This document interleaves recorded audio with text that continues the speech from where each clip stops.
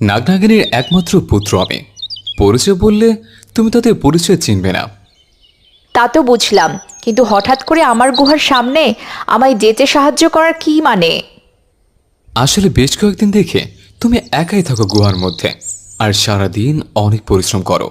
তাই আমি ভাবলাম যে কয়েকটা দিন এই জঙ্গলে আছে, তোমায় একটু সাহায্য করি। ও আচ্ছা, তাই নাকি? সত্যি বলতে আমারও কোনো বন্ধু নেই যার সাথে আমি একটু মন খুলে কথা বলতে পারি। তুমি আমার বন্ধু হবে? আরে, এ তো দেখছি মেঘনা চাইতে জল। যেমনটা চেয়েছিলাম তার থেকে বেশি কিছু হতে চলেছে। কি হলো? কি ভাবছো? চলো আমরা গুহার মধ্যে যেয়ে বসে কথা বলি, দুজন একসাথে খাবার খেতে খেতে। বেশ, চলো তবে।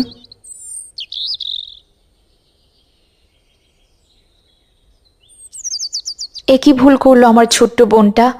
না জেনে বুঝে কাকে ওর গুহায় আশ্রয় দিল। ও তো কোনো নাগরাজ বলে আমার মনে হয় না। এমনও তো হতে পারে, হতে পারে নাগরাজের রূপ ধারণ করে এখানে এসেছে। আচ্ছা, আমি একটা কথা বলে দেখি, তোমার গুহার পাশের গুহায় কে বাস করে? ও তো একটা নাগিন কন্যা, তাই না? হ্যাঁ, হিংসুটে নাগিন কন্যা। মাঝে মাঝে আমার মনে হয় ও কিভাবে আমার বোন হয়। জানো, একদমই আমার ভালো দেখতে পায় না, সব কাজে আমার সাথে হিংসা করে। হ্যাঁ, ওকে দেখলে তো এমনটাই মনে হয়। বলছি, তোমরা তো নাগনাগিনীর কন্যা, তোমাদের কাছে নিশ্চয়ই ওই অমূল্য নাগমণি আছে। কি বলছে এই নাগরাজ? গুহায় প্রবেশ করতে না করতেই আমার কাছে নাগমণি চাইছে। মনে হচ্ছে আমি একটু বেশি বেশি বলে ফেললাম।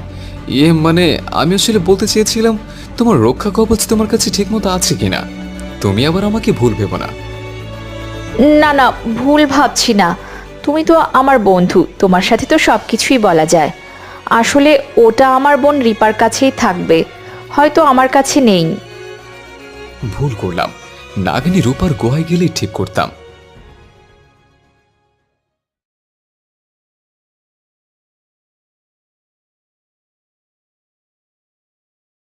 এখন দীপা ঘুমাচ্ছে, এই সুযোগে নাগিন রূপার গুহায় যেতে হবে আমায়।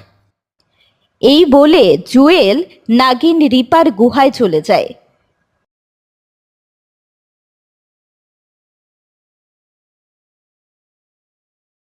এ কি? ওই নাগ আবার আমার গুহায় আসছে কেন? কি চাই তোমার? আমার গুহায় কেন এসেছো? তোমার বোনের সম্পর্কে সব কথা বলতে এসেছে। তোমার বোন তোমাকে দেখতেই পায় না। কি বলছিল জানো? ও নাকি তোমাকে মেরে ফেলতে চায়, কিন্তু মারতে পারে না, কারণ তোমার কাছে যে ওই অমূল্য নাগমণি রয়েছে।